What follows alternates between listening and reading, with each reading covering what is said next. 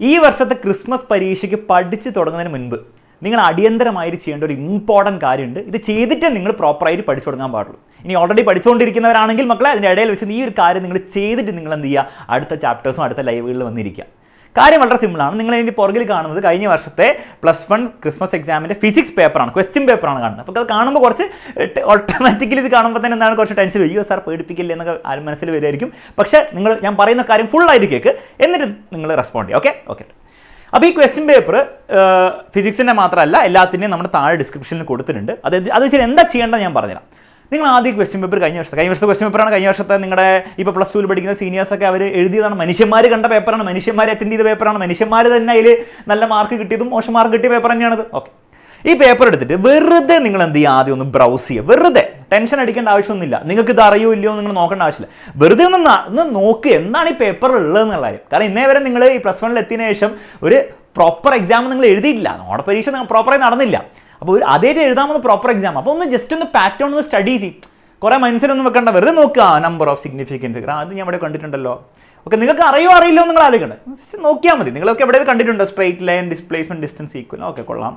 Four equilibrium of a body net forces. Okay, equilibrium വാക്ക് ഇവിടെ കേട്ടിട്ടുണ്ട്, നെറ്റ് ഫോഴ്സ് വാക്ക് കേട്ടിട്ടുണ്ട്. ഓക്കെ, നല്ല കാര്യം.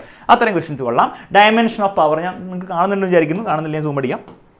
ഓക്കെ, ഇങ്ങനെ ജസ്റ്റ് വായിച്ചു നോക്കുക. അപ്പോൾ 1 മാർക്ക് ചോദ്യങ്ങളൊക്കെ ഉണ്ടെന്ന് മനസ്സിലായി അല്ലേ? കുറേ MCQ ടൈപ്പ് ചോദ്യങ്ങളുണ്ട്. അപ്പോൾ അത് വീണ്ടും പോകുന്നുണ്ട്. പിന്നെ എന്തൊക്കെയോ 2 മാർക്കിൻ്റെ കുറച്ച് ചോദ്യങ്ങളുണ്ട്. അപ്പോൾ അതൊക്കെ എന്താണ് സ്റ്റഡി, എന്താണ് ഈ 2 മാർക്കിന് ഇവർ ചോദിക്കുന്ന പരീക്ഷയിൽ? അപ്പോൾ ജസ്റ്റ് ഒന്ന് സ്റ്റഡി ചെയ്യുക. ന്യൂട്ടൺസ് ലോ ഓഫ് ഗ്രാവിറ്റേഷൻ അതവിടെ കേട്ടിട്ടുണ്ട്. ഹുക്സ് ലോ ഇൻ ഇൻലെസ്റ്റ്. അപ്പോൾ സോളിഡ്സ് എന്ന് പറഞ്ഞ ചാപ്റ്ററിൽ ചോദ്യം വന്നിട്ടുണ്ട്. Isothermal process. അപ്പോൾ തെർമോഡൈനാമിക്സ് പഠിക്കാത്തവർക്ക് ഈ വാക്കുപോലെ അറിയുണ്ടാവില്ല എന്താണ്. അതെന്താ സംഭവം? അപ്പോൾ വെറുതെ ഒന്ന് വായിച്ചു നോക്കുക.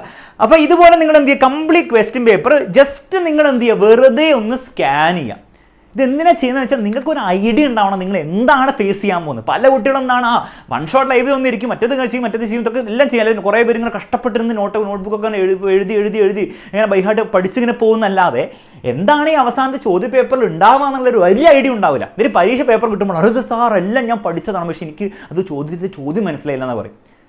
അപ്പോൾ നിങ്ങൾക്ക് ഒരു ഐഡിയ ഇല്ലാണ്ട് നിങ്ങൾ പോയാൽ നടക്കില്ല. അപ്പോൾ ആദ്യം ഒരു ഐഡിയ ഉണ്ടാക്കുക. താഴെ ഡിസ്ക്രിപ്ഷനിൽ കൊടുത്തിട്ടുണ്ട് സാധനങ്ങളൊക്കെ, അതൊക്കെ വായിച്ച് വെറുതെ നോക്കിയാൽ മതി. അത് നോക്കി ചിലപ്പോൾ ടെൻഷനൊക്കെ വരും, പക്ഷേ കുഴപ്പമില്ല. അറിയാത്ത കുറേ വാക്കുകൾ നിങ്ങൾ കാണും, പക്ഷെ എന്നാലും കുഴപ്പമില്ല. ജസ്റ്റ് ഒന്ന് സ്റ്റഡി ചെയ്യുക. കാരണം നിങ്ങൾ ഫേസ് ചെയ്യാൻ പോകുന്ന പേപ്പർ ഇതായിരിക്കും. ഇതാണ് ഫസ്റ്റ് ചെയ്യേണ്ടത്. ഇനി രണ്ടാമത് ഒരു കാര്യം കൂടി നിങ്ങൾ ചെയ്യണം. അതായത് നിങ്ങൾ കുറച്ച് പഠിച്ച് കഴിഞ്ഞവരാണ്, നിങ്ങൾ അറ്റ്ലീസ്റ്റ് ഒരു നമ്മുടെ 20 ഡേയ്സ് ചാലഞ്ചിലെങ്കിലും നിങ്ങൾ പങ്കെടുത്ത് അത്യാവശ്യം കുറച്ച് ചാപ്റ്റർ പഠിച്ച് കഴിഞ്ഞവരാണെങ്കിൽ നിങ്ങൾ ഒരു കാര്യം കൂടി ചെയ്യണം. ഇനി അത് പഠിച്ച് കഴിയാത്തവർ കുറച്ചെങ്കിലും ചാപ്റ്റേഴ്സ്, ഒരു 10 ചാപ്റ്ററെങ്കിലും നിങ്ങൾ മൊത്തത്തിൽ പഠിച്ച് കഴിഞ്ഞതിന് ശേഷം നിങ്ങൾ ഈ കാര്യം ചെയ്യണം. ആ കാര്യം കുറച്ചുകൂടി സിഗ്നിഫിക്കൻ്റ് ആണ്, കുറച്ചുകൂടി സീരിയസ് ആണ്. ഓക്കെ, ആ കാര്യം നിങ്ങൾക്ക് കുറച്ചുകൂടി യൂസ്ഫുൾ ആയിരിക്കും. നിങ്ങൾ ചെയ്യേണ്ടതെന്ന് വെച്ചാൽ നിങ്ങൾ ഈ ഫിസിക്സ് പേപ്പർ എടുക്കുക, അതുപോലെ തന്നെ ബാക്കിയുള്ള പേപ്പർ എടുക്കുക. എന്നിട്ട് നിങ്ങൾ എന്ത് ചെയ്യുക, ഈ പേപ്പർ ആയിരുന്നു നിങ്ങളുടെ പേപ്പറെങ്കിൽ, ഈ വർഷത്തെ ക്രിസ്മസ് എക്സാം പേപ്പറെങ്കിൽ നിങ്ങൾക്ക് എത്ര മാർക്ക് കിട്ടുന്നുള്ളതിൻ്റെ ഒരു അപ്രോക്സിമേറ്റ് നിങ്ങൾ എന്ത് ചെയ്യണം, നിങ്ങളൊന്ന് എസ്റ്റിമേറ്റ് ചെയ്യണം. അതായത് ചെയ്യാൻ വളരെ സിമ്പിളാണ്. ഈ ചോദ്യം കാണുന്നു, ഈ ചോദ്യത്തിന് ആൻസർ നിങ്ങൾ ചെയ്ത് നോക്കൊന്നും വേണ്ട. ഇതെനിക്ക് ചെയ്യാൻ അറിയോ? എനിക്ക് അറിയാം. അല്ലെ നിങ്ങൾ വേണം ചെയ്ത് നോക്കി, എനിക്ക് തെറ്റൊന്നുമില്ല. എന്നിട്ട് എന്ത് ചെയ്യുക, അപ്പോൾ അറിയെങ്കിൽ അതിനൊരു മാർക്ക് എനിക്ക് കിട്ടി, ഇല്ലെങ്കിൽ മാർക്ക് കിട്ടിയില്ല. പിന്നെ ഓപ്ഷൻസ് ഉള്ള കാര്യം മാർക്കല്ലേ, അതൊക്കെ നോക്കുക. പിന്നെ ഇത് എനിക്ക് അറിയില്ല, അപ്പോൾ എനിക്ക് ആ മാർക്ക് കിട്ടിയില്ല. ഓക്കെ, ആ രീതിയിൽ നിങ്ങൾ എന്ത് ചെയ്യുക. പിന്നെ വലിയ ഡെറിവേഷനും കാര്യം വരുമ്പോൾ നിങ്ങൾ ആലോചിച്ച് നോക്കുക, നിങ്ങൾക്ക് ആ ഡെറിവേഷൻ അറിയുമോ. അങ്ങനെ നിങ്ങൾ എന്ത് ചെയ്യുക, ഈ ഫിസിക്സ് പേപ്പറിൽ, ഫിസിക്സിൽ മാത്രമല്ല എല്ലാ സബ്ജക്റ്റിലും നിങ്ങൾ ചെയ്യണം. ഈ ഒരു ഫിസിക്സ് പേപ്പർ ആയിരുന്നു എൻ്റെ കയ്യിൽ ക്രിസ്മസ് എക്സാമിന് കിട്ടിയെങ്കിൽ ഈ 60 മാർക്കിൽ എത്ര മാർക്ക് കിട്ടാൻ ഞാൻ അർഹയാവുന്നു എന്നുള്ള കാര്യം നിങ്ങൾ എന്ത് ചെയ്യണം. 60-ൽ 40 ആണോ, 60-ൽ 55 ആണോ, 60-ൽ 22 ആണോ എന്നുള്ള കാര്യം ഒരു ഐഡിയ ഉണ്ടാക്കുക. ഇത് വളരെ ഇമ്പോർട്ടൻ്റ് ആണ്. നിങ്ങൾ ചിലപ്പോൾ ആലോചിക്കും, സാർ അത് പ്രശ്നമല്ലേ, ഇപ്പോൾ എനിക്കിപ്പോൾ 12 മാർക്ക് കിട്ടുള്ളൂ എന്നാണോ ഇത് അവസാനം ചെയ്തിട്ട് വരുമ്പം. അങ്ങനെയാണ് എനിക്ക് മനസ്സിലാവുന്നത്. ഫുൾ ടെൻഷൻ ആവണം. നിങ്ങൾക്ക് 12 മാർക്ക് ഇപ്പോഴത്തെ ഒരു അവസ്ഥയിൽ നിങ്ങൾക്ക് ഈ പേപ്പറിൽ കിട്ടുള്ളൂ എങ്കിൽ നിങ്ങൾ ടെൻഷൻ അടിച്ചില്ലെങ്കിൽ പ്രശ്നം. ടെൻഷൻ ഇല്ലാണ്ട് ഫുൾ ചില്ലടിച്ചുകൊണ്ട് നടന്നാൽ എന്താ സംഭവിക്കുക, ആക്ച്വലി 12 മാർക്ക് കിട്ടും. പബ്ലിക് എക്സാമിൽ ആലോചിച്ച് നോക്കുക 12 മാർക്ക് കിട്ടുന്നത്. അപ്പോൾ ടെൻഷൻ ആയിക്കോട്ടെ, നല്ലതാണ്. ആ ടെൻഷൻ വെച്ചിട്ട് നിങ്ങൾ ഭയങ്കര സ്ട്രെസ്ഡ് ആവേണ്ട ആവശ്യമൊന്നുമില്ല. ടെൻഷൻ എന്തിലേക്ക് കൺവേർട്ട് ചെയ്യണം, അത് പഠനത്തിലേക്ക് കൺവേർട്ട് ചെയ്യണം. അതിനുള്ള സൗകര്യം ഉണ്ടല്ലോ നമ്മുടെ ചാനലിൽ. നിങ്ങൾക്ക് ഫ്രീ ആയിട്ട് 20 ഡേയ്സ് ചലഞ്ച് പോയിക്കൊണ്ടിരിക്കുന്ന ഓരോ ചാപ്റ്റർ അവിടെ പോയിക്കൊണ്ടിരിക്കുന്നുണ്ട്. നിങ്ങൾ അതിൽ ഇടയ്ക്കാണ് ജോയിൻ ചെയ്യുന്നതെങ്കിലും കുഴപ്പമില്ല, നിങ്ങൾ അതിന് ബാക്കി ആദ്യം എടുത്ത ചാപ്റ്റേഴ്സെങ്കിലും കാണും. അപ്പോൾ ആ 12 മാർക്ക് എന്താവും, അറ്റ്ലീസ്റ്റ് ഒരു 25 മാർക്കായി കിട്ടും ക്രിസ്മസ് എക്സാമിന് സമയത്ത്. പിന്നെ 25 മാർക്ക് നമുക്ക് എന്തിലേക്ക് ആക്കാം, മോഡൽ എക്സാമിനും പബ്ലിക് എക്സാം ഒക്കെ വരുന്നുണ്ട്. പല കാര്യങ്ങൾ നമ്മുടെ യൂട്യൂബ് ചാനലിൽ നമ്മുടെ ബാച്ചിലൊക്കെ വരുന്നുണ്ട്. അത് വെച്ചിട്ട് നമുക്ക് 25 മാർക്ക് എത്രയാം, 55-ലേക്കോ 50-ലേക്കോ ആക്കാം. പക്ഷേ ആദ്യം നിങ്ങളുടെ ലെവൽ മനസ്സിലാക്കണം. അതിനാണ് ഈ സംഗതി ചെയ്യാൻ പറയുന്നത്. ഇത് ഫിസിക്സിൽ മാത്രമല്ല എല്ലാ സബ്ജക്റ്റിലും നിങ്ങൾ അടിയന്തരമായിട്ട് ചെയ്യണം.